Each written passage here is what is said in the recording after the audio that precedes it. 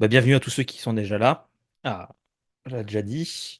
Alors, l'ordre du jour, on va présenter rapidement les auteurs. Pour ceux qui ne connaîtraient pas, plus la plateforme HS Learning, je vais vous parler rapidement du sujet de démo. Ce qui va nous occuper la majorité du temps sera la démonstration. Les questions-réponses, soit à la fin, soit pendant. Donc, sentez-vous libre d'interrompre si besoin. Voici l'invité. Donc, c'est Jimmy. Alors, je sais pas si c'est Milo ou Mio, vu qu'il y a deux L. J'espère que je ne vais pas. Milo. Voilà, Jimmy Milo, comme ça on a la réponse. Donc c'est pour ceux qui sont sur le Discord, c'est un modérateur du serveur Discord HTL Learning et membre actif. On l'a encore vu aujourd'hui, il a pas mal participé. Développeur depuis 2015 et sa grande passion à Jimmy, c'est le code bas niveau et les performances. C'est d'ailleurs ce qui nous intéresse ce soir, vu que on va parler de performance aux ajouts dans le framework .NET des sources générateurs. Alors, pour ceux qui ne me connaîtraient éventuellement pas, donc moi c'est Christophe Omer, indépendant depuis 2019. 5 livres techniques publiés et j'ai pas prévu d'en faire un sixième pour l'instant, si ce n'est la mise à jour du livre C Sharp. Sur ma plateforme, j'ai quasiment une centaine d'heures de vidéos en VOD, une vingtaine de clients satisfaits, dont certains grands noms qu'on peut reconnaître comme La Poste, Monsieur Bricolage, CJ, ainsi de suite. Alors avant, j'étais MCT, je ne le suis plus depuis cette année par rapport aux contraintes qu'ils ont imposées. Je suis par contre MVP depuis 2022. Donc j'ai parlé rapidement de ma plateforme. C'est la plateforme sur laquelle je dispense mes formations en VOD autour des techno.net. On peut acquérir soit à l'unité, soit par abonnement. D'ailleurs, il y a une nouvelle version de la plateforme qui est sortie en parallèle en bêta pour ceux que ça intéresse. Et les offres sont pour les particuliers et aussi pour les entreprises, en sachant qu'en 2023, on a eu pas mal d'entreprises qui ont rejoint les rangs. Donc ça commence à prendre une certaine importance. Ce soir, le sujet de démo, on va parler des sources générateurs. Donc, je vais commencer par la colonne de droite. Qu'est-ce qu'un source générateur? C'est un bout de code qui va s'exécuter à la compilation, permettant de générer automatiquement du code en faisant l'introspection de votre code. Donc, typiquement par le biais d'attributs, comme on le ferait avec la réflexion. Mais au lieu que ce soit fait au runtime, donc à l'exécution, ce sera fait à la compilation pour générer du code directement exécutable afin d'éviter des choses coûteuses au runtime, comme de la réflexion. Par exemple, on a le source générateur JSON dans le framework qui est très pratique.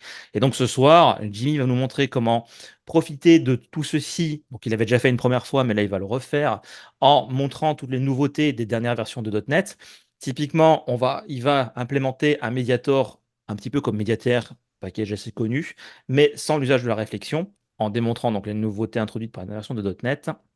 Donc, ça vous permettra de découvrir comment Microsoft fait de son côté et comment vous pouvez aussi l'introduire dans vos projets. Donc, je vais lui passer la main sans plus attendre. C'est à vous l'antenne, Jimmy, comme on dirait. Je te laisse demander le partage. Normalement, tu devrais pouvoir le demander. Je peux pas le demander le temps que tu le partages. Ok, alors j'arrête. Vas-y. Hop là. Voilà. Parfait. C'est bon.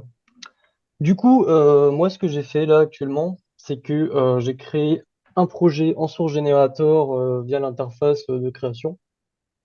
C'est juste là.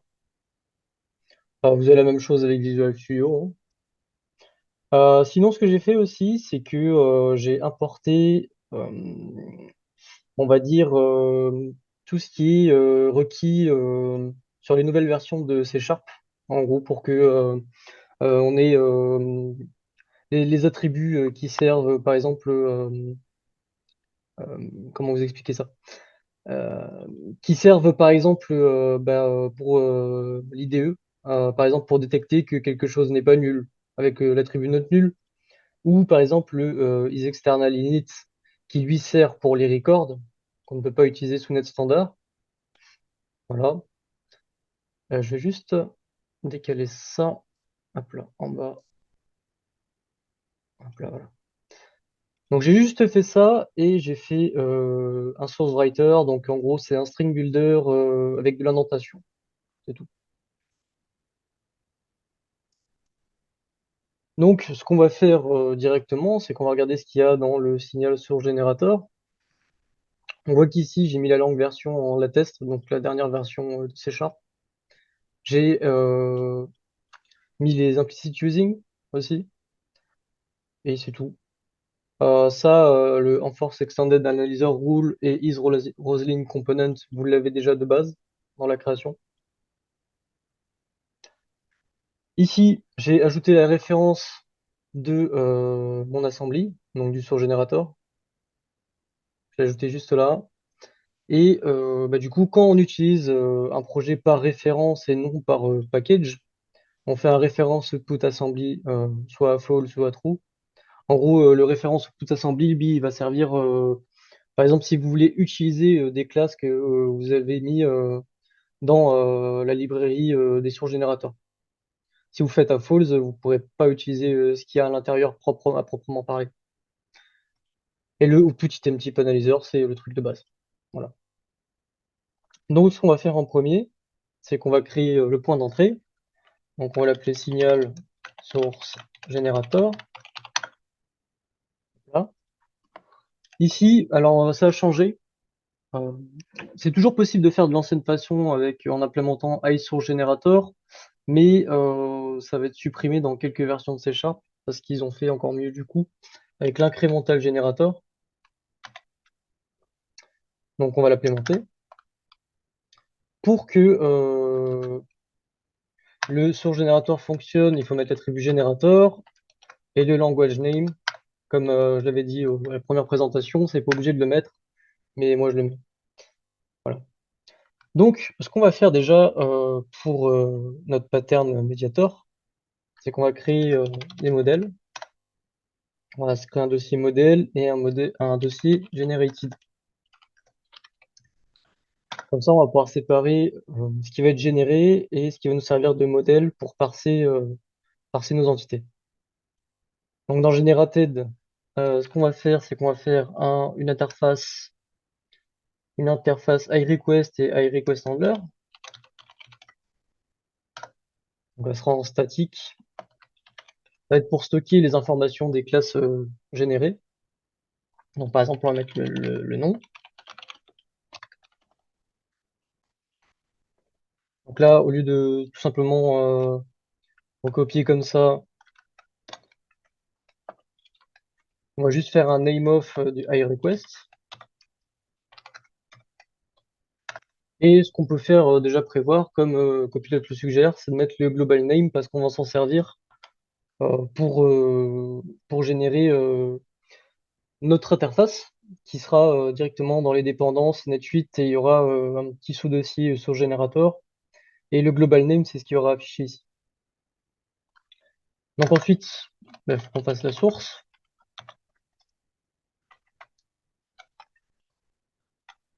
Donc là, ce qu'on peut faire du coup, c'est qu'on a besoin d'aucun using. Ce qu'on va juste faire, c'est qu'on va faire un internal. Merci. Avec les nouvelles versions de C#, on n'a pas besoin de mettre d'accolade. On met juste un point virgule. D'ailleurs, ça, j'en ai pas besoin. Si, j'en ai besoin. On va mettre le namespace. Donc là, ce sera juste signal, le nom de la librairie. Et on va faire pareil pour le iRequestHandler.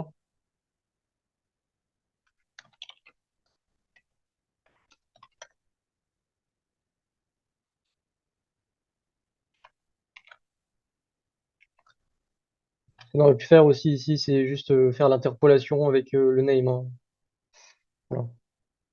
Donc là, ça va être un iRequestHandler. Il sera générique avec le tRequest. Ce qu'on peut faire, c'est mettre un paramètre contrevariant, donc mettre le in. Du coup, là ici, on n'aura pas besoin d'interpolation. Donc là, on va juste faire un value task de handle async. Ça va être pareil que le pattern mediator normal, et l'utilisation sera quasiment la même que mediator. Donc là, on va mettre notre tRequest et un cancellation token. Ici, on va pas oublier de mettre les using. Donc on va mettre un using system et un using system.threading.task. Parce que le value task le demande. Une fois qu'on a fait ça, ce qu'on peut faire maintenant, c'est on va dire qu'on va ajouter ce qu'on doit générer à la compilation. Donc, on a pour ça une méthode qui s'appelle register post initialisation output. Donc ça va être juste avant, on va dire que c'est un pré-build pour simplifier. Donc là, c'est un callback. Et on va juste dire que cet X at source. Donc là, ça va être le nom global comme je vous en ai parlé tout à l'heure. Donc on va utiliser le iRequest.globalName. Alors là, le source text, on a deux signatures pour le at source. On a la signature avec la source en string dur et la source avec le source text qui permet de préciser l'encoding du coup. Et on va faire la même chose pour le iRequestHandler.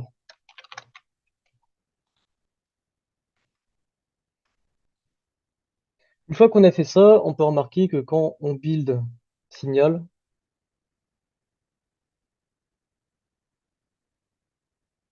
on a le petit source générateur qui est ici et qui a généré notre interface iRequest et notre interface iRequestHandler.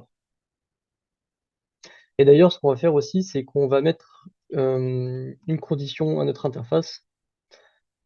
On va lui dire que t-request doit hériter de iRequest. Donc on va changer ça tout de suite. On va dire where t-request iRequest. Voilà.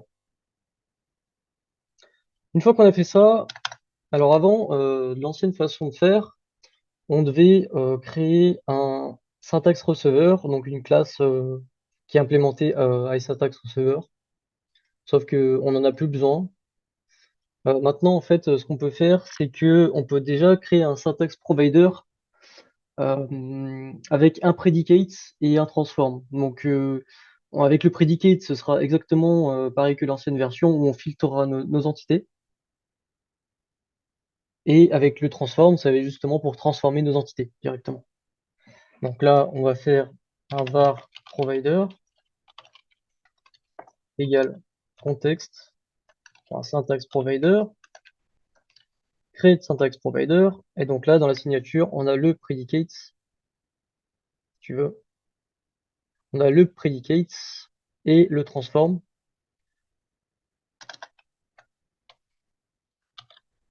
Donc là, on va avoir le predicate et le transform.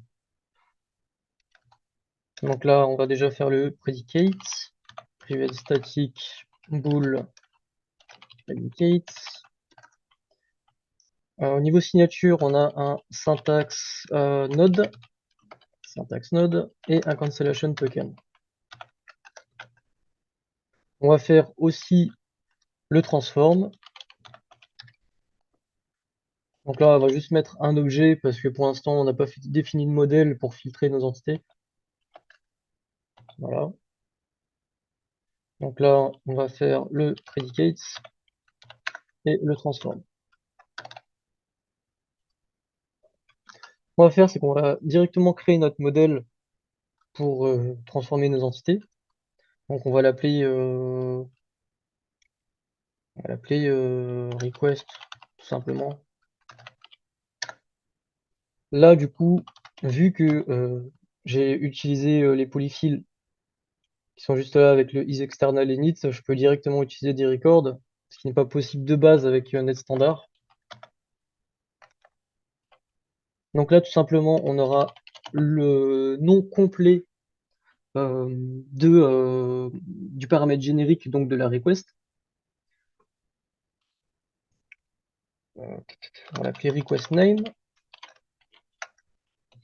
Et ensuite, on aura aussi ce qui implémente le iRequestHandler, donc notre handler tout simplement. Donc on va l'appeler string handler name. Voilà. Donc une fois qu'on a ça, déjà pour illustrer ce qu'on a déjà fait, on peut déjà créer notre request et notre request handler. Donc tout simplement, on va faire une account request par exemple. On va faire un record. Donc là par exemple, on aura un name et email par exemple. Hop là. Et ensuite, on va créer notre request handler, donc account request handler. Là, tout simplement, on va implémenter iRequestHandler de account request. Voilà. Jusque-là, c'est un pattern Mediator simple. On return tout simplement un value task completed task. Parce que là, pour l'instant, ben, on peut rien faire. Une fois qu'on a fait ça, on a déjà une idée de à quoi ça va ressembler. Donc tout simplement, on va récupérer le account request qui est ici et le nom du handler qui est là. Donc dans le predicate, déjà, on va rechercher si notre syntax node c'est bien une classe, parce qu'on essaie de récupérer le account request handler. Donc tout simplement, on dit que si le syntax node n'est pas une classe déclaration syntaxe,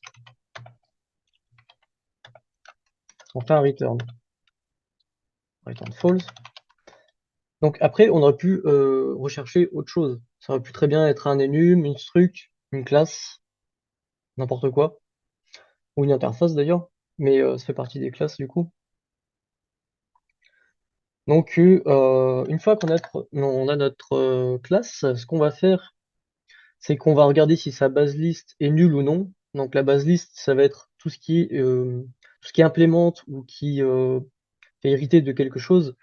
Donc ça peut très bien être une classe parente ou une interface. Donc là, on fait un return false si elle est nulle. Ensuite, ce qu'on va faire, c'est qu'on va tout simplement faire un return la déclaration syntaxe pour la base list. Et là, on va faire un type. Et dans les types, on va faire un select xx.type. Et ici, tout simplement, on va faire un any. Donc pour regarder à l'intérieur si notre type toString contient bien le nom de notre interface. Parce que vu que c'est une interface générique, en fait, quand on a un type qui a une interface générique, elle n'est pas représentée de la même façon qu'une classe normale. Donc simplement, on va regarder si elle contient juste notre iRequestHandler en mail. Tout simplement, s'il contient, donc ça va matcher. Et ensuite, une fois qu'on a fait ça, on va faire notre transform qui lui va permettre de transformer notre classe déclaration syntaxe en symbole et pour récupérer le nom du handler et le nom de la request. Donc ici, ce qu'on va faire, on va aller chercher, on va essayer de parser notre classe déclaration en symbole. Donc on va faire un if context.semanticModel get declared symbol. Donc là, on va faire le contexte.lenode. Et ici, on va regarder si c'est un INAMED type symbole, non symbole. Ici, moi je vais throw une exception, mais vous pouvez très bien report un diagnostic. Donc, normalement, avec le contexte, non, on ne l'a pas ici, mais les diagnostics. En fait, ce qu'on pourrait faire ici, par exemple, dans le cas où on n'arrive pas à récupérer le INAMED type symbole, c'est tout simplement retourner un objet nul, un objet nullable. Et juste après, ici, filtrer tous les objets nullables et ne pas les rajouter dans la collection. Parce que les symboles ne peuvent pas toujours être viables suivant le contexte, en fait. Euh, et les diagnostics, du coup, se font justement pas à la post-compilation, mais à la compilation. Donc là, tout simplement, ce qu'on va faire, c'est qu'on va essayer de chercher le paramètre générique dans l'interface.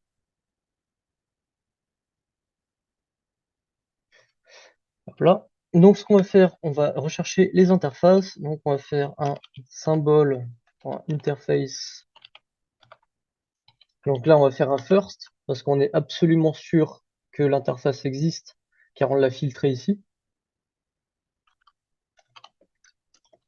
Donc là, on va faire un name contains iRequestHandler.name. Donc là, hop là, on va faire un var request handler interface.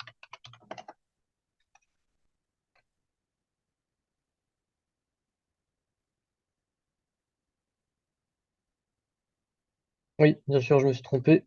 C'était un isNot. Que si c'est un is, il sera pas nul seulement dans ce contexte ici. Donc, ce qu'on va faire maintenant, c'est qu'on va récupérer le paramètre générique de l'interface. Donc là, on va faire le var request symbol. On va dire que request handler interface pour un type argument. Donc là, on va chercher le premier parce qu'on sait qu'il n'y en a qu'un seul. Donc là, maintenant, tout simplement, comme copilote nous le dit, on va retourner notre handler avec le nom request, du request handler entièrement. Donc ça veut dire entièrement, ça va être le namespace plus le nom de la classe pour éviter quand on va générer notre classe, aller chercher les imports, les namespaces, etc., etc. Donc là, ce qu'on va faire, on va faire un return new, on va l'appeler comment? Request. Donc la request name, ça va être le request symbol to display string. Et la même chose pour le symbole. Et donc là, au lieu de retourner un objet, on peut mettre les requests directement.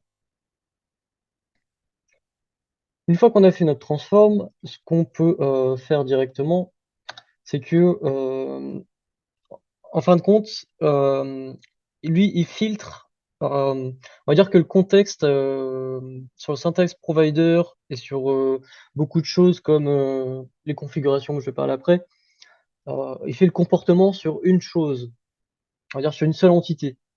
Donc ce qu'il faut faire juste après, c'est un collect. Donc là, on voit que ici, ça retourne un incremental value provider d'immutable array de request. Mais si on enlève le collect, il renvoie plus un immutable array, il renvoie seulement qu'un request.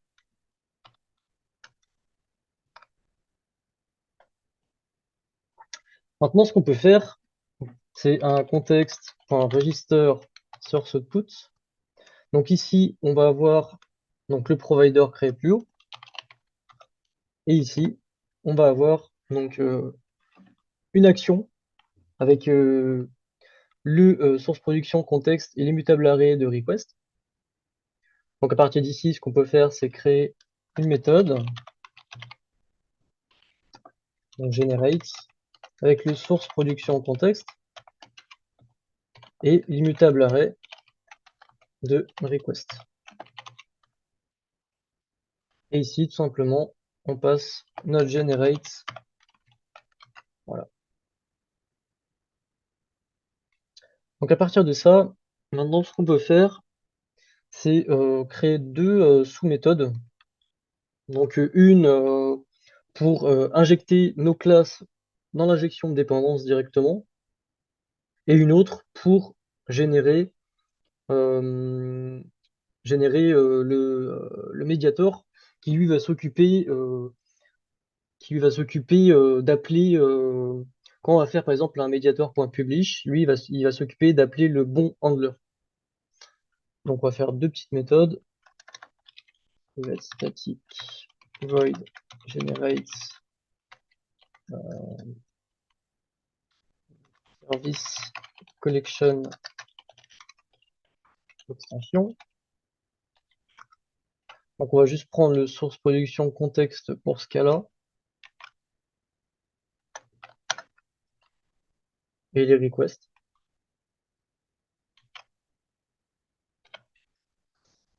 Et pour le deuxième, donc on va faire un private static void generate mediator avec le source production contexte seulement. Ici, on va appeler nos deux méthodes. Donc avec le contexte et les requests. Et pareil pour le generate mediator. Hop là. Ici, ce qu'on va faire, c'est que la service collection, pour injecter notre account request handler, on le fera après. Ce qu'on va faire déjà, c'est générer le mediator. Donc là, on va créer le writer, donc le source writer que j'ai créé juste ici. Ensuite, donc là, on va faire un append line de, on va mettre les using en premier, Microsoft extension dependency injection. On va avoir besoin aussi de les tasks.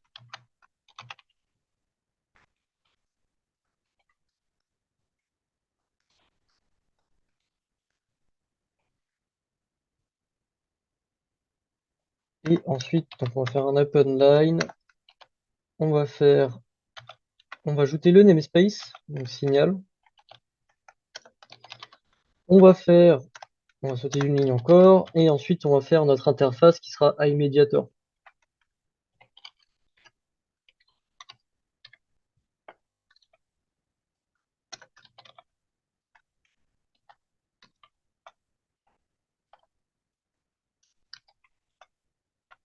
Donc là, on aura un value task, il fait pour moi, impeccable.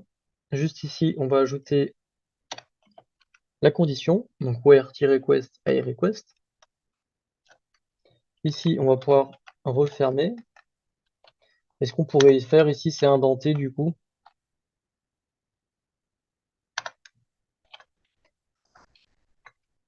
Voilà. Ensuite, on va sauter d'une ligne et faire l'implémentation. Donc ici, on aura un public class mediator qui hérite de iMediator.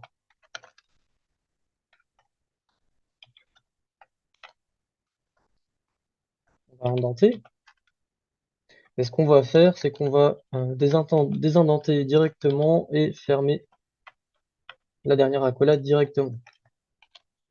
Ça évitera de se tromper sur le nombre d'accolades à la fin. Donc là, ce qu'on peut faire directement, c'est injecter notre iService Provider directement dans le constructeur du Mediator.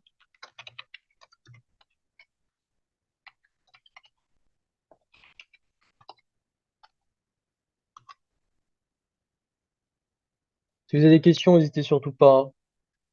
Essayez d'aller quand même un petit peu vite. Du coup, ce qu'on va faire ensuite, c'est justement implémenter iMediator. Donc on va faire un append line. Donc on va faire un public copilote qui m'aide beaucoup. Append line de ça. Et on va refermer directement. Donc là, on va indenter et désindenter.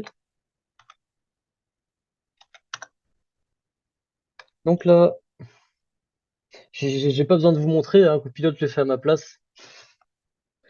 Donc là, simplement, on va récupérer le service donc, qui sera iRequestHandler de la request.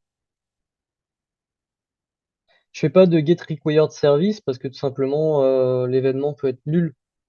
On va dire qu'il peut ne pas être implémenté. On ne sait jamais. Donc ici, on va sauter d'une ligne. Et ici, on va faire un append line. Donc on va faire un return.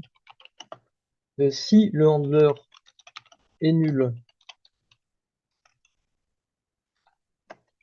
bah, tout simplement, on va retourner un value task.completed task, ou sinon, on va appeler la méthode handleAsync du handler.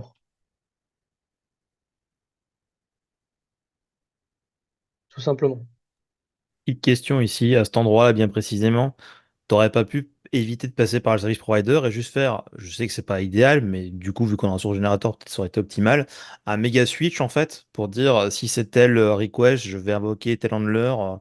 Alors après, évidemment, ça pose la question des dépendances de constructeurs de ces handlers-là, qui du coup doivent peut-être eux être résolus. Mais là, dans le cas extrêmement simple où c'est une bête classe qui n'a pas de dépendance, on aurait pu faire un switch et directement l'instancier ici plutôt que passer par la gestion de dépendance. Oui, tu aurais pu. Mais justement, la force de l'injection de dépendance, du coup, c'est que dans les handlers, on peut injecter n'importe quoi. Oui, voilà, tu l'auras en cascade par rapport à ce que tu as besoin.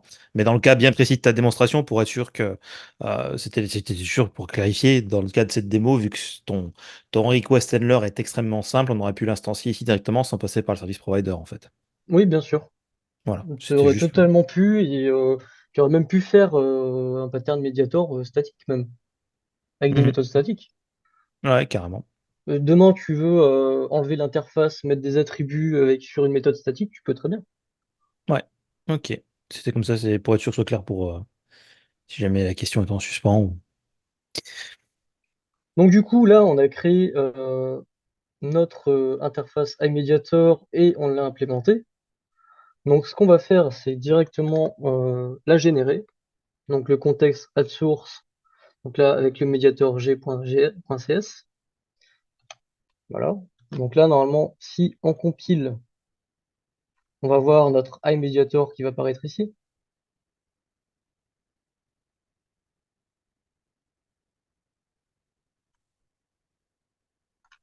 Parce qu'il n'implémente pas iRequest. Voilà. Et là, on voit que tac, tac, tac, tac, tac.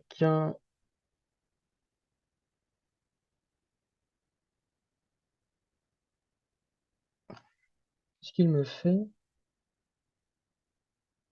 C'est sûr que ton type iRequest dans Generated, il est bien public, l'interface? Parce qu'on dirait que c'est Je ça crois qu'il bien. gère. C'est bon, ouais, je viens de comprendre. C'est que le type iRequest, il est en internal. Mais oui, dans le cas, quand on source génère, ce qu'il faudrait faire dans l'idéal, c'est tout mettre en internal. Parce que le souci de ça, c'est que si vous mettez votre source générateur dans deux assemblées différentes, ça va générer la chose deux fois. Donc, par exemple, si j'aurais signal et signal.domain, admettons que je mette mon source générateur dans signal et signal.domain, ça va me recréer ces modèles deux fois en fait. Une dans signal et une dans signal.domain. Donc, si signal hérite de signal.domain, ce qui va se passer, c'est que euh, vous aurez deux fois la même déclaration de classe, quoi. C'est pour ça qu'il faudrait les mettre en internal dans le meilleur des cas. Donc on va faire la même chose pour les request handler, je suppose. Voilà.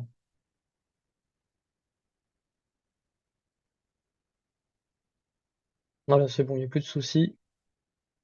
Sinon, tu aurais peut-être aussi pu te baser sur un attribut d'assembly pour demander de générer le request, et comme ça, tu l'auras généré que dans ton domaine, qui, par effet de dépendance en cascade, aurait pu être utilisé dans ton application principale.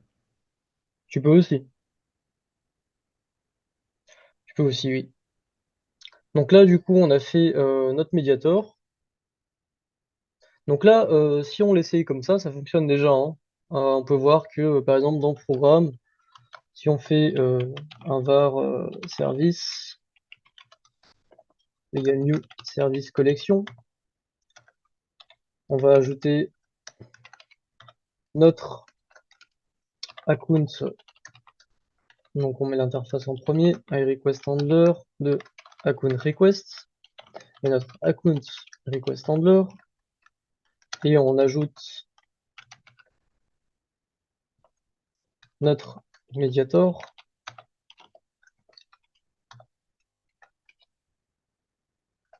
Donc on va faire un build service provider. Ici on va aller chercher notre mediator. Merci. Et dans notre mediator, on va faire simplement un await de mediator.publishAsync. On va mettre une new account request. Donc on va mettre deux noms, juste deux string empty. Et ce qu'on va voir, c'est que quand on va dans le account request handler, il sera appelé.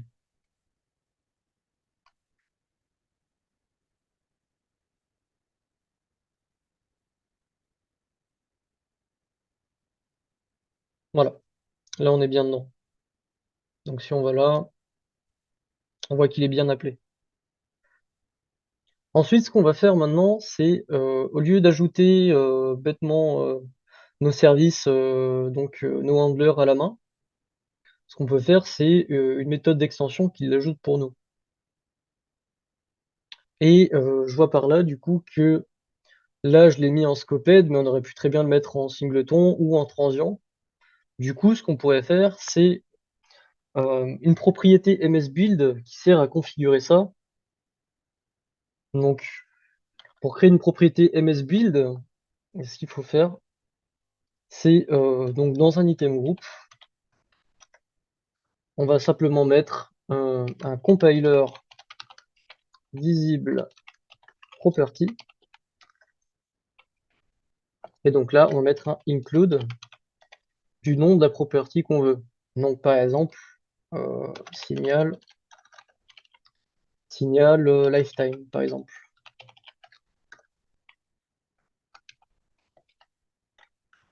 Mais faut pas que ça. Donc là, on a dit que pour le compiler, on voulait que la propriété soit visible.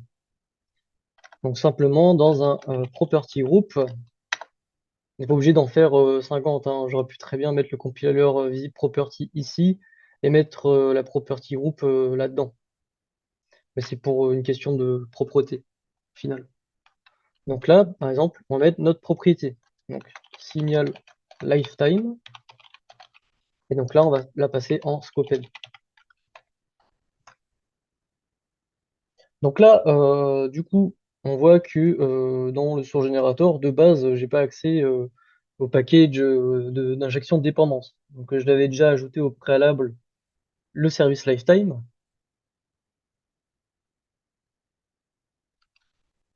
Maintenant, ce qu'on peut faire, c'est aller chercher notre propriété msbuild. Donc pour chercher une propriété msbuild, ce qu'il faut faire, donc là on va l'appeler lifetime. On va aller regarder dans le contexte et on a plusieurs choses. On a la compilation provider qui sert justement à tout ce qui est compilation, donc tout ce qui est rapport de diagnostic, tout ce qui est par rapport aux assemblées, etc. L'additional text provider, ça va être par exemple ce que vous avez en additional file. Par exemple, quand vous avez un fichier, quand vous avez un fichier quelconque, et que vous allez dans propriété et que vous mettez, je sais plus où c'est, tac tac tac tac tac tac, additional file. Eh ben, justement, le source generator sera capable de détecter ce fichier-là. Et donc, vous l'aurez dans le contexte additional file, additional text provider. Et du coup, grâce à ça, vous pourrez récupérer le contenu du fichier. Donc, ça peut être n'importe quoi, hein. Ça peut être du resix, du JSON, du texte, une image, n'importe quoi. Donc, pour récupérer les propriétés msbuild, il faut aller dans le analyzer config option provider. Et donc, on va faire un select. Donc, ça prendra un pair. Donc, avec le provider, alors, je vais éviter de l'appeler pareil que l'autre. On va l'appeler option provider. Et le cancellation token.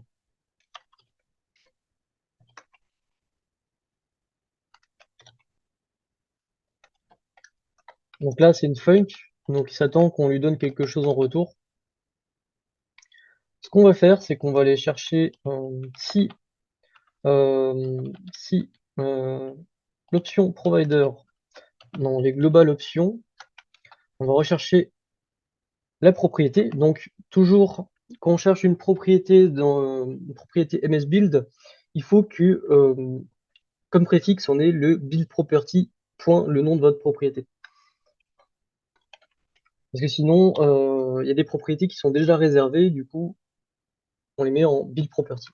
Sinon, de toute façon, elles ne seront pas détectées dans tous les cas. Donc là, on met le signal lifetime. Ce qu'on va faire, on va importer le service lifetime. Donc dans le cas où on n'arrive pas à récupérer le service lifetime, ce qu'on met de base, on retourne en scoped.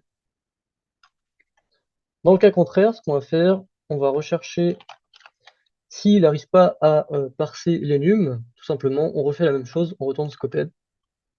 Et dans le cas contraire, on retourne le bon lifetime.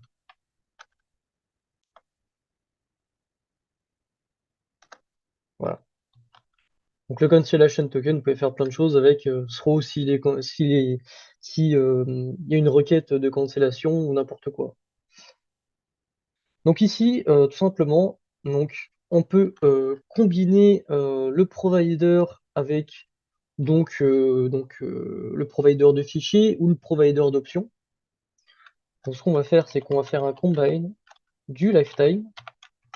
Donc ce qui va se passer ici, dans notre generates, on va avoir le SPC, donc le source production contexte, et le pair, parce que du coup ça nous crée un pair. On va appeler notre generate avec le pair.left qui sera l'immutable array, et le pair.right qui sera notre service lifetime.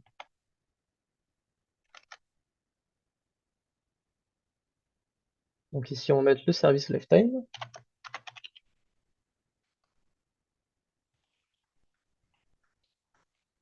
Dans la service collection extension, on va y passer le lifetime.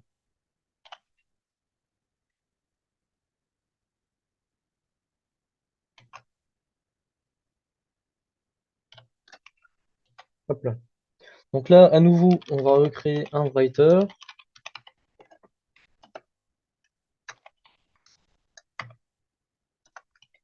Donc tout simplement, la même chose que tout à l'heure, on va prendre les bons using.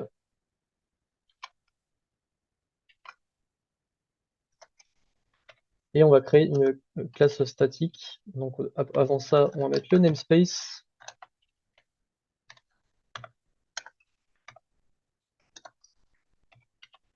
Donc là, copilote le fait pour moi.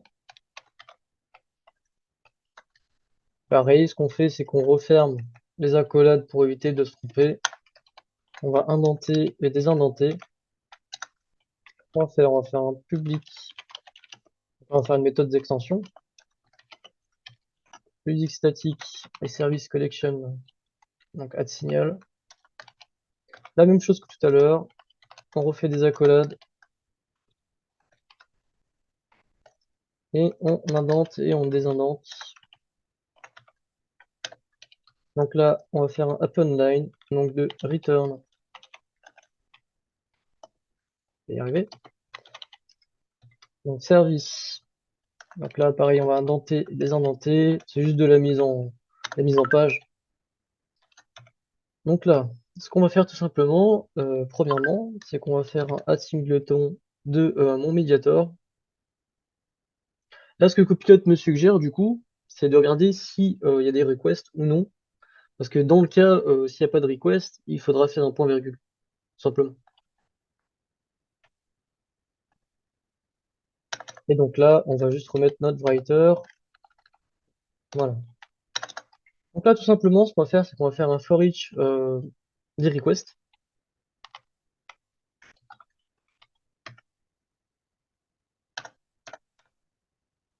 Ici, ce qu'on va faire, ben, tout simplement, on va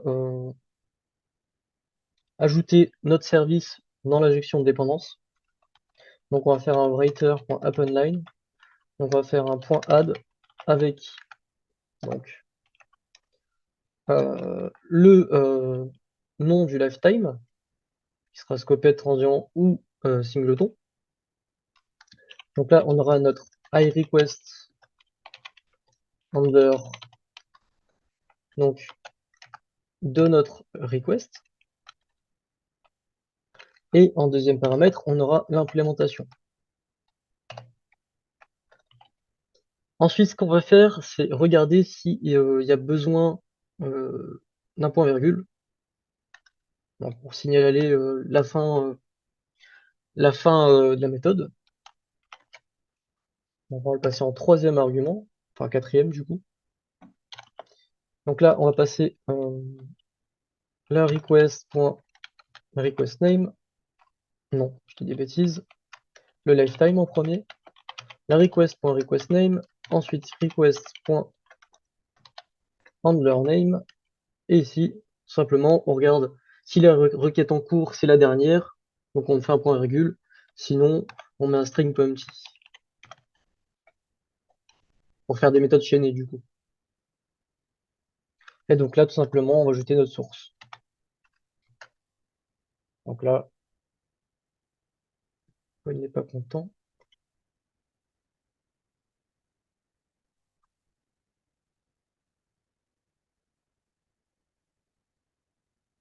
Oui, bien sûr. Il faut que je passe le source production au contexte.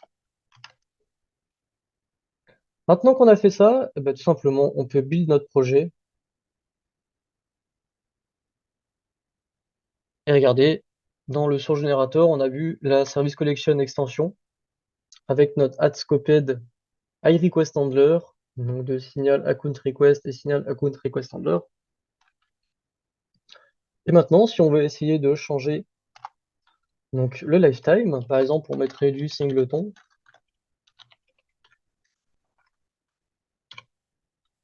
Il suffit juste de faire un CTRL S, et là, on va voir que ça a changé. Pareil, si on met du transient,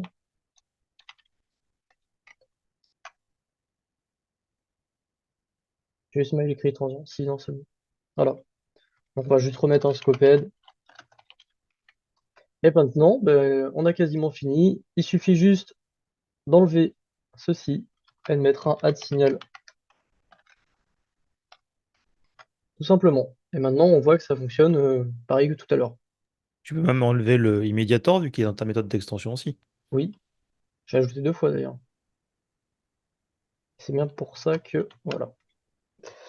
Donc là, si on va dans le toc, toc, toc, toc, toc, account request handler, on reva dessus et on va voir que il est bien appelé. Voilà.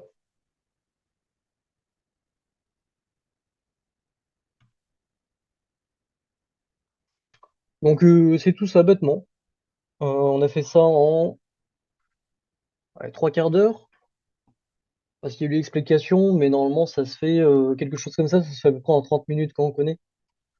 Donc on va dire que ça c'est assez court pour l'effort que ça demande.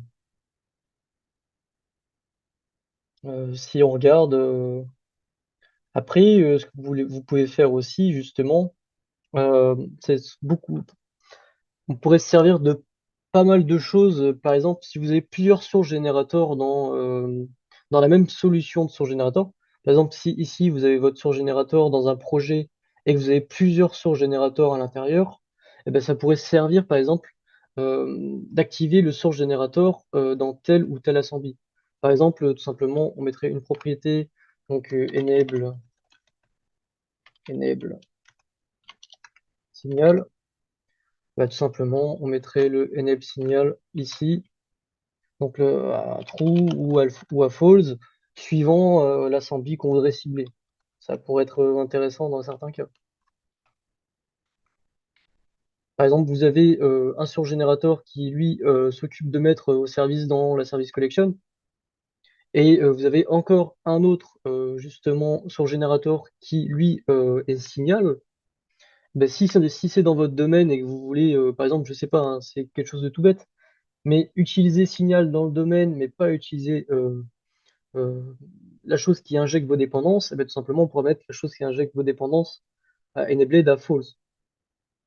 Donc là, il y aurait un cas d'utilisation, par exemple.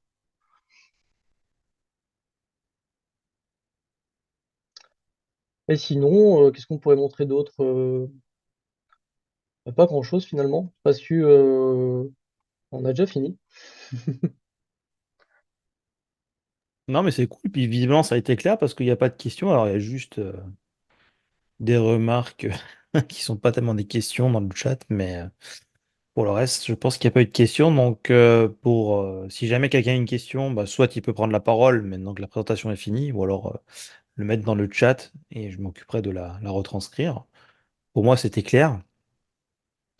Et encore une fois, c'est vraiment les fondamentaux, c'est la base de travail. Après, on peut pousser le curseur super loin. L'outil étant très puissant, voilà, comme on le disait tout à l'heure, on pourrait imaginer d'avoir par exemple des trucs qui évitent le service provider et tout ça pour aller plus vite encore. Donc Après, ce que je peux montrer aussi, c'est bah, comme dans la première présentation, j'ai fait exactement la même chose, mais en plus propre, du coup.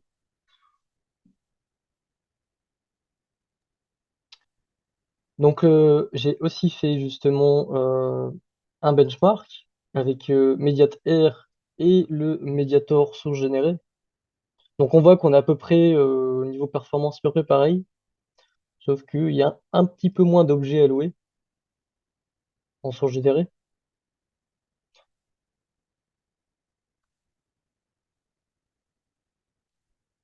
Alors, il y a Guillaume qui pose la question, quelle est l'utilité en fait de de ce qu'on a fait là? L'utilité, c'est que déjà, c'est compilable en AOT, ce qui n'est pas permis quand on utilise de la réflexion lourde. Quand on utilise de la réflexion lourde, j'entends par là, par exemple, avec un activator.createInstance, c'est pas autorisé en AOT. Tout ce qui est création d'instances dynamiques, etc., en AOT, c'est pas autorisé. On va dire que l'injection de dépendance, c'est un peu différent parce que eux, ils font directement avec tout ce qui est expression tree et YEL, du coup. Mais oui, justement, le but de ça, c'est que ce soit utilisable en AOT. Et du coup, bon là, c'est pas très flagrant parce que Mediator, lui, il est très optimisé. Mais dans le cas de certaines choses, par exemple dans le premier live avec Automapper, on voyait vraiment la différence de performance qui était vraiment énorme. Là, on peut voir surtout que euh, le grabbage collector, bon, en source générateur, il est tranquille. Parce que là, c'est sur, j'avais fait un benchmark sur 5000 itérations.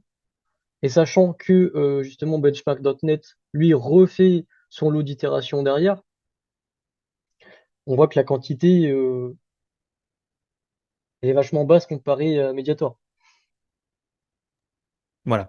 Clairement, pour reprendre ça, en fait, l'idée, ça va être, comme je le disais en introduction, de déplacer des choses qui pourraient être coûteuses à l'exécution pour aller basculer au moment de la compilation. Comme l'a montré Jimmy dans la démonstration, l'idée, ça va être d'analyser en fait le code au moment où est-ce qu'on compile pour automatiquement générer des choses et éviter d'avoir à le faire au runtime avec de la réflexion, typiquement. Donc là, on voit que dans le bon exemple, j'avais bien mis tout en internal. Le request handler, pareil. Et du coup, là, j'avais fait trois classes. Donc, on a notre mediator source generator qui lui va être le point d'entrée. Pareil avec le build property, etc. Et on va avoir notre mediator syntax receiver. C'est pareil, hein, les deux classes ici, elles sont statiques. Ça sert seulement pour séparer les tâches, en fin de compte. Donc le syntax receiver, lui, pourra filtrer et transformer les entités. Et le générateur, ben, lui, servira juste à générer notre code, quoi. Moi, j'ai peut-être une question par rapport à ça. Euh, on a vu avec C Sharp 12 qu'ils ont sorti les intercepteurs. Dans l'idée, c'est de remplacer une ligne de code à la compilation par un autre appel. Donc, typiquement, ils veulent faire ça pour qu'on puisse garder notre façon d'écrire notre code assez simple et nous renvoyer vers du source generator. Est-ce que du coup, si on fait des intercepteurs, ça peut se câbler directement dans le source generator ou ça fait partie de quelque chose qui est totalement à part? C'est externe. C'est externe. Ok. C'est externe. Tu peux pas le mettre dans les sources générateurs. C'est pas à cet endroit-là que tu vas pouvoir le définir, l'intercepteur. C'est surtout, en fait, c'est surtout les intercepteurs, ça sert surtout, on va dire, pour la compatibilité des applications, des librairies lourdes, on va dire. Par exemple, dans le cas dans le cas d'ASP Netcore, justement, ils s'en servent. Ça aurait été bien plus fastidieux de refaire tous les contrôleurs source générés que d'utiliser les intercepteurs. Oui, clairement. Et par exemple, il y a une lib Dapper qui utilise pas la réflexion, du coup.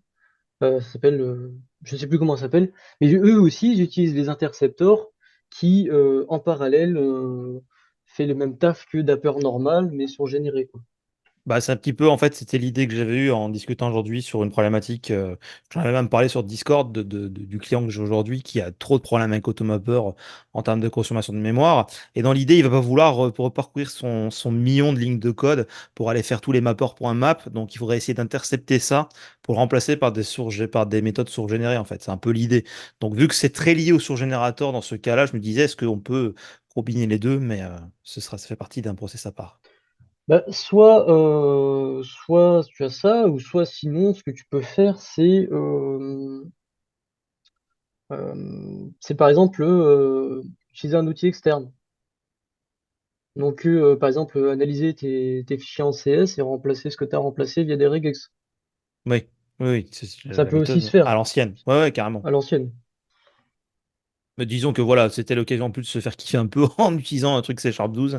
À mon avis, ils ont fait ça pour la partie AOT parce qu'ils veulent pas remplacer, comme tu disais, la partie contrôleur, mais ça, c'est qu'une petite partie.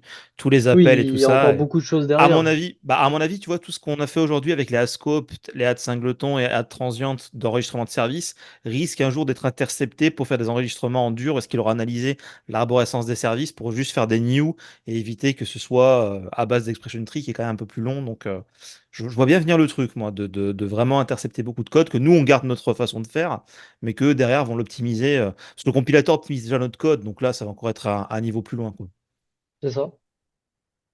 Mais oui, du coup, après, ils utilisent déjà les sources générateurs dans pas mal de cas, hein. Par exemple, avec les fichiers Razor, je sais c'est autogénéré des choses. Des Ah, choses qui sont carrément, oui, autogénérées. oui. Oui, bah en fait, tout ce que tu écris en HTML en Blazor est transformé en action dans un build render tree qui C'est va ça. justement en fait envoyer les infos côté front pour dire comment est-ce qu'il doit définir son DOM. Donc, clairement. C'est exactement ça.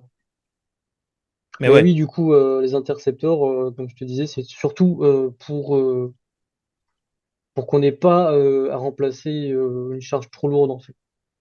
Ouais, c'est ça, mais c'était ça l'idée. Sur le principe, moi, ça m'ennuie un peu. Parce que tu écris du code, puis finalement, c'est pas celui-là. C'est juste, hop là, on t'a substitué ton truc, magie. Et je me demande bien ce que ça va donner quand tu vas être en mode en debug distant ou avec des traces.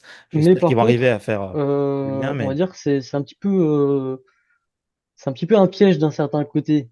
Parce que si une lib fait quelque chose où on s'attend qu'elle fasse ça, et au final, il y a un intercepteur qui passe dessus et qu'on s'en Hmm. rend pas compte, c'est un petit peu, Sans compter les failles de sécurité avec des nuggets foireux, tu vois, que tu installes, qui pourraient intercepter certains appels et les rediriger.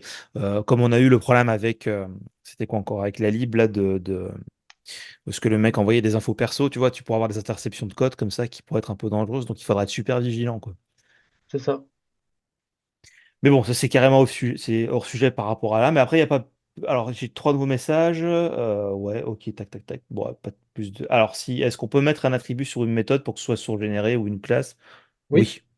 Ouais. c'est exactement ce que j'ai montré dans le premier live, l'utilisation des attributs. Mais tu peux très bien faire des méthodes statiques, par exemple, ou des méthodes simples. Sauf qu'au lieu d'utiliser du statique, il faudra que tu crées une instance de ta classe ou de la récupérer via injection de dépendance. Et tu peux très bien mettre des attributs dessus pour récupérer la méthode en question. Donc, par exemple, ce que tu pourrais très bien faire dans le syntaxe receveur, ici, au lieu de chercher dans la base list, bah, tout simplement, on va récupérer les méthodes et rechercher s'il y a un attribut dans la méthode. C'est juste ça. Et là, pareil, ici, une fois qu'on aura ça, on pourra faire un symbole .getMethod, donc non, getMember plutôt. Donc là, ce sera un off type, donc iMethod symbole, et ensuite tu aurais ta méthode avec les paramètres et toute la signature de la méthode, quoi. D'ailleurs, pour compléter ça, c'est exactement ce que Microsoft fait avec le source générateur de JSON. On crée une classe partielle, on met JSON serializer, serialisable, et on hérite de JSON serializer context. Et eux, ils vont compléter ton code, en fait. Ils se servent de l'attribut pour aller compléter cette classe partielle, que tu puisses l'utiliser. Tu as juste la définition, en fait. Donc, Mais ce qui est bien avec les source générateurs, par contre, c'est qu'on peut mettre autant d'attributs qu'on veut sans que ça ait un quelconque impact sur la performance. Alors, il y a une question intéressante de Laurent qui pose la question, le fait de faire des IL emit dans le code peut-il être considéré comme de la source génération? C'est des techniques de bas niveau pour faire de la perf, éviter la réflexion, de faire de l'IL emit au runtime. Est-ce qu'on pourrait considérer ça comme du source générator? Non, c'est différent. C'est différent parce qu'en fin de compte, les surgénérateurs, ça revient à... C'est comme si tu avais un outil externe qui analysait ton code en temps réel et à partir de ça, qui allait parser ton code via un lexeur et un parseur, un tokenizer et tout ça. Donc du parsing de langage en fin de compte. Et grâce à ça, il allait récupérer toutes les données et ensuite, ben, toi, tu fais un petit peu ce que tu veux avec ces données-là. Ça revient à ça, en fait. Et justement, ça revient à générer un bout de code.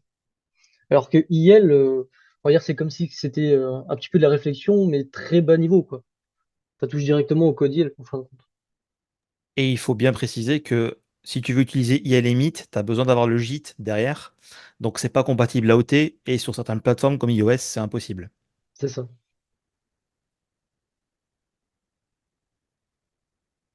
Mais toucher à IL, c'est quand même plus performant que de la réflexion lourde. Ça, c'est sûr. C'est aussi plus casse-gueule hein, que la Aussi, réflexion. Ça... s'il suffit que tu aies une seule instruction qui soit pas bonne, ça Ah pète là, tout. ouais, ouais, clairement. Mais après, quand c'est bien maîtrisé, ça va super vite parce que j'ai eu l'exemple aujourd'hui même.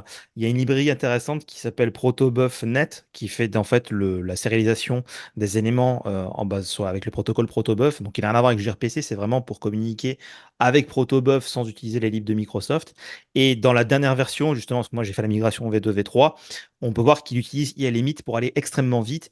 C'est le plus performant de tous les serializers qui existent aujourd'hui, tant en termes de flux qu'en termes de production. Donc effectivement, c'est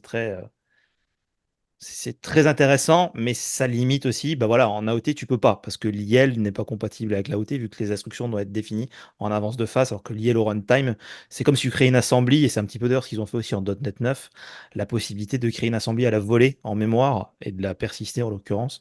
Donc c'est vraiment dans des cas très très très ciblés, et où tu peux le faire. iOS, c'est mort, par exemple, ils autorisent pas. Et je pense même qu'au WebAssembly aussi, tu pourrais vite te retrouver bloqué. Ensuite, bah, je pense qu'il n'y a plus d'autres questions. Bah, s'il n'y a pas plus de questions, en tout cas, merci pour cette présentation. Ce qui sera intéressant pour ceux qui avaient vu le premier live, et ce serait de comparer le code qui a été produit avec celui-ci aussi pour voir un peu les différences et voir si ça, du coup, si ça simplifie et tout ça, ou si ça apporte de nouvelles possibilités. Vous allez avoir les deux vidéos à disposition, ça permet un peu de comparer. De toute façon, je vais repartager le code sur le Discord et je vais le mettre sur GitHub aussi. Voilà, tous ceux qui sont sur Discord, ils ont les infos en plus de ça, donc clairement. Et merci à tous d'avoir été là. Donc, hop. Bah, moi, c'était avec plaisir, hein. Et je pense que tu avais envie aussi de pousser un peu plus le curseur sur un Twitch ou un truc comme ça, non? C'est pas ça que tu avais dit? Bah, du coup, on a vu comment utiliser les propriétés MSBuild, Ouais. euh, ce que je n'avais pas du tout présenté, on va dire, sur la première version. Ce qu'on pourrait aussi voir, bah, c'est l'utilisation des diagnostics, mais ça se fait avec la compilation. Donc, en gros, ce qu'on pourrait faire ici avec le médiator source generator, ici, c'est récupérer la compilation.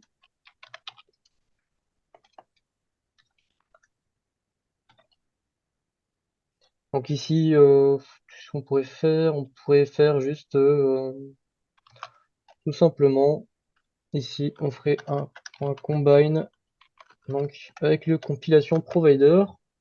Et ici, ce qu'on aurait, ce serait simplement, hop là, on aurait l'immutable array donc à gauche. En fait, on aurait un pair à gauche et la compilation, enfin, on a un pair de paires en fait.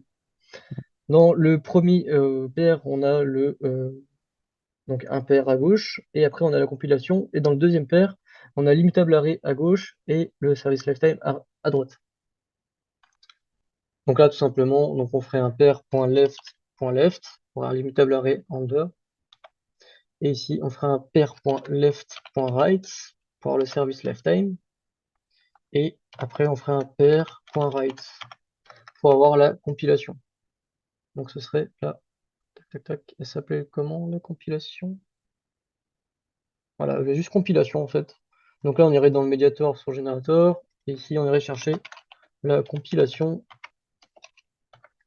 Et on peut voir qu'à partir de la compilation, on peut. Tac, tac, tac. Alors, c'est où le report diagnostic? C'est pas ici. Si, voilà, c'est dans le contexte. Non, je disais des bêtises. C'est dans le contexte. Mais la compilation, ça va être tout ce qui va servir à la version de l'assembly, euh, aux références, etc. De toute façon, on peut le voir ici. Il y a l'assembly, le langage, les options de compilation, les références.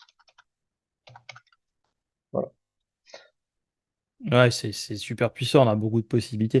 Bah On a d'ailleurs, tous ceux, beaucoup de voilà, possibilités. tous ceux qui sont là ou même tous ceux qui voient ça en replay, n'hésitez pas à venir sur le Discord.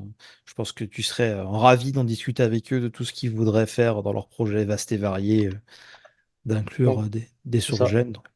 Donc là, pour créer un diagnostic, on a juste à faire un diagnostic.create ou sinon créer un new, enfin faire un new diagnostic descriptor directement. Donc on aurait l'ID, donc c'est ce qu'on voit par exemple euh, quand on a un warning ou une erreur. Donc par exemple des fois c'est MS avec un nom, un ID quoi. Donc là par exemple on pourrait mettre SI pour signal et un nombre pour l'ID. Ensuite on a donc la catégorie, donc ça peut être n'importe quoi, ça peut être un diagnostic d'erreur ou un diagnostic de warning ou n'importe quoi. Donc après on a juste le message, la sévérité, etc. Enfin, ça, après je vous laisserai découvrir, hein. Mais quand on a ça, ça reporte un diagnostic. On aura une petite notification en bas à droite ou à gauche, enfin ça dépend de l'IDE quoi. C'est ce qu'il y a dans la sortie, en fait, dans les erreurs ou dans les messages de la sortie de VS pendant la compilation. Normalement. Hmm. Normalement, parce qu'en fait, en source générateur, il y a deux projets distincts en fait. Tu as un projet qui sert vraiment pour générer des sources et tu as un projet avec une template différente qui sert d'analyseur. Je sais pas si tu connais, mais maintenant on a des projets qui sont seulement pour l'analyse en fait. Ouais, les analyzers font partie. Et eux, les analyseurs, eux peuvent carrément te pop une pop-up sur ton IDE, quoi. Bah, déjà, tu l'as pendant que tu codes parce qu'ils te font des trucs en live en te disant sur ce code-là, ils te mettent des warnings ou des messages, trucs comme ça. Donc, C'est ça. Ils font une chaîne de règles en fait. tu pourras faire pareil avec ton Mediator en générant des warnings, je présume, trucs comme ça. Donc, C'est ça.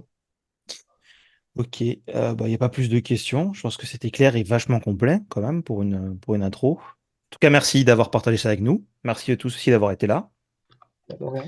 Et puis voilà, comme je l'ai dit, si vous regardez ça en replay ou si jamais vous avez d'autres questions, n'hésitez pas à venir sur le Discord pour en parler. Et sur ces bonnes paroles, je vais donc vous dire bonne soirée et à plus.